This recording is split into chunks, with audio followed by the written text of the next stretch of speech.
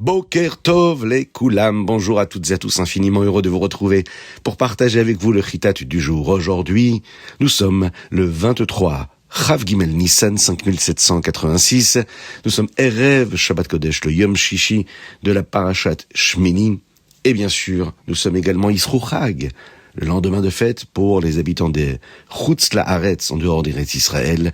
Et aujourd'hui, le mot Yisru Chag, qui signifie attaché, connecté. C'est une journée qui relie les jours ordinaires de la semaine au Yom Tov qui vient de s'achever. Et là, nous entrons dans Shabbat. C'est un jour très particulier, saint, kadosh, et un jour de simcha, de joie. Lors de l'Yisru Chag, nous insufflons une part de joie festive dans notre quotidien. Nous mangeons un petit peu plus que d'habitude, copieusement, bien sûr, pour marquer le caractère spécial de cette journée. Il est interdit de jeûner, par exemple. La Gemara affirme que quiconque mange et boit davantage le lendemain d'une fête, en le reliant ainsi au caractère du jour qui l'a précédé, est considéré comme si qu'il avait bâti un misbéach et qu'il y avait offert un korban, un sacrifice. D'ailleurs, nous faisons allusion à cela dans le Hallel que nous avons lu Baruch Hashem pendant toute cette fête de Pessah. Yisru Chag ba'avotim ad karnot amizbeach.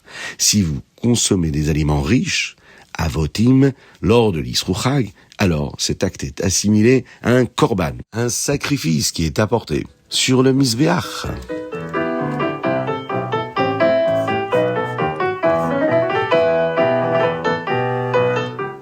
Chumash. Chumash, aujourd'hui, nous parlons des animaux qui sont kashers ou qui ne le sont pas. Pour être pur, un animal doit ruminer, ma'ale gera, et posséder des sabots fendus, mafreset parsa. Certains animaux ne possèdent qu'un seul de ces signes et sont donc interdits, comme le chameau qui rumine, mais n'a pas les pieds fendus, ou le chazir qui lui a les pieds fendus, mais ne rumine pas. Les poissons kashers doivent posséder des nageoires, snapir vekaskeset, des nageoires et des écailles. Au sujet des oiseaux, la Torah énumère uniquement les oiseaux qui ne sont pas kashers, car la majorité des espèces volatiles le sont. Cependant, nous ne connaissons plus avec certitude les noms bibliques de tous les oiseaux, donc nous ne consommons que ceux pour lesquels nous possédons une tradition, comme par exemple ce que nous appelons la Messora, c'est-à-dire transmise par nos ancêtres, comme par exemple le poulet ou la dinde. Il existe également une espèce de sauterelle cachère qui est consommée de nos jours principalement par les communautés séfarades. Et enfin, aujourd'hui dans le Chumash, nous apprenons que toucher le cadavre d'un animal impur rend la personne ou l'objet tamé, impur. Il faudra alors s'immerger dans un mikvé pour redevenir pur, pour redevenir tahor.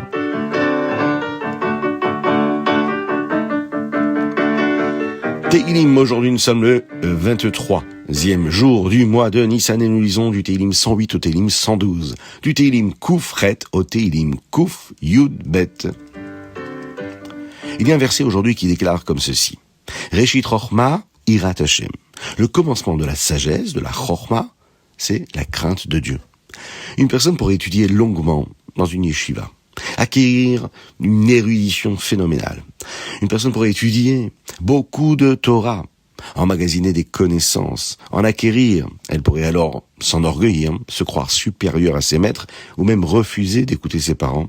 C'est pourquoi la Hirat Shamayim, la crainte du ciel, est le prérequis indispensable. Elle garantit que notre étude de la Torah ne produira que des effets bénéfiques. Reshit Chochma, le commencement de la sagesse. Hirat Hashem, et la crainte de Dieu.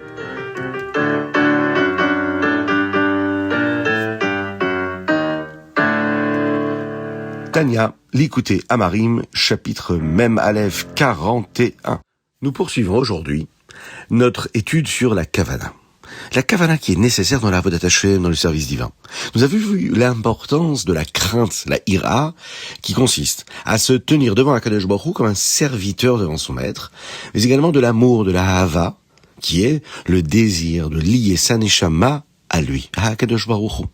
Aujourd'hui, le Rabbi Shlomo Zalman approfondit cette notion-là de connexion. La Kavana implique que notre neshama est prête à s'unir à Hashem. Mais cela a un prix. Et le prix du don de soi, le Messirut Nefesh. Par exemple, Durant la tfila ou durant l'étude de la Torah, nous pouvons vivre cette abnégation en nous concentrant exclusivement sur les paroles que nous sommes en train de prononcer. En faisant abstraction de toute autre réalité matérielle, tel un habitant du Gan Eden. Le Rabbi Shlomo Zalman préconise 4 moments pour méditer sur cette kavana-là. Dans les Birkot HaShachar, dans les bénédictions du matin, juste avant la prière, lorsque nous prononçons le paragraphe Elokai Neshama. Il nous propose également de le faire après la tfila du matin, avant de commencer l'étude de la Torah, mais également avant chaque moment d'étude, de jour comme de nuit.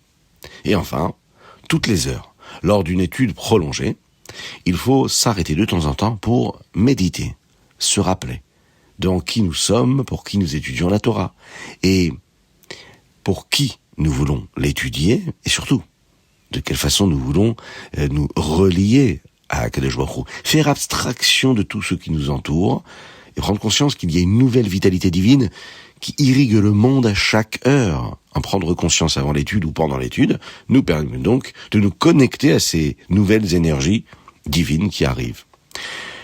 Il y a ici un très beau machal qui est donné, une belle parabole. C'est un prince qui est exilé loin du palais. Il fut jeté dans un cachot insalubre durant de longues années. Lorsqu'il fut enfin libéré, sa joie fut immense. Mais quelqu'un était plus heureux encore que lui. Le roi qui attendait et s'inquiétait pour son fils. Lorsque nous lions notre neshama à Dieu, cela procure à Akadosh Baruch Hu une satisfaction infinie, un achadroir bien plus fort, bien plus grand, bien plus intense que celui que nous ressentons chacun et chacune d'entre nous. Bien que ces sentiments-là d'amour et de crainte soient une nachala, c'est-à-dire un héritage naturel que nous avons reçu de nos patriarches, eh bien nous devons fixer des moments de méditation, de hitbonenut, pour créer nos propres émotions, même des émotions éphémères qui arrivent et qui s'en vont aussi vite qu'elles sont arrivées, mais elles laissent des traces. Ces élans-là sont précieux aux yeux d'Akadosh Baruch Hu et nous accompagnent dans notre connexion à Akadosh Baruch Hu, dans notre concentration, dans la direction de nos pensées et dans les émotions qu'elles suscitent.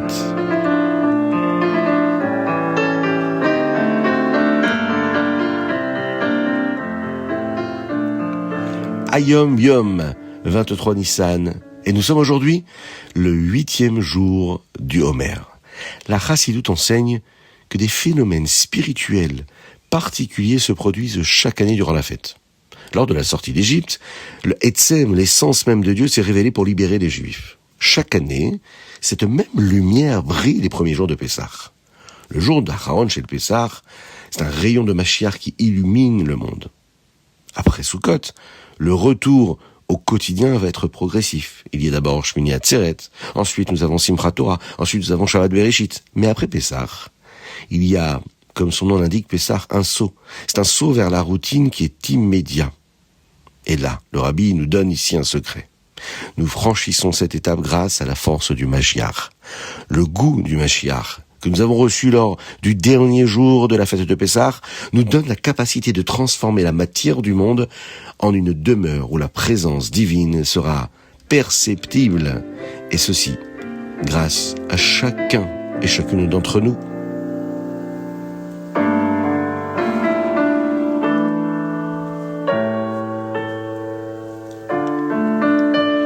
Rambam Ilchot Ta'aniot, et nous lisons du chapitre 2 au chapitre 4. Le Rambam ici traite des épreuves collectives qui peuvent frapper, que Dieu nous en préserve, le peuple juif, comme par exemple la sécheresse.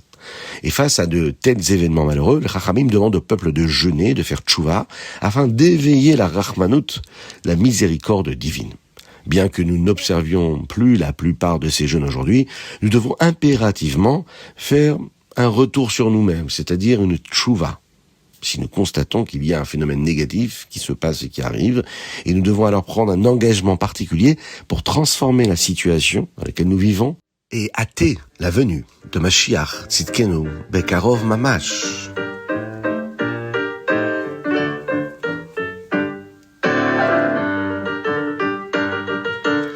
C'était le Chitat du jour, j'espère que vous avez passé un bon moment, je vous invite à le partager avec le plus grand nombre, à nous envoyer vos dédicaces et à prendre part à la diffusion du Chitat, en nous envoyant un petit message au +33 6 21 37 24 52 par WhatsApp, Vous pouvez devenir partenaire de la diffusion du Chitat. Vous pouvez le faire.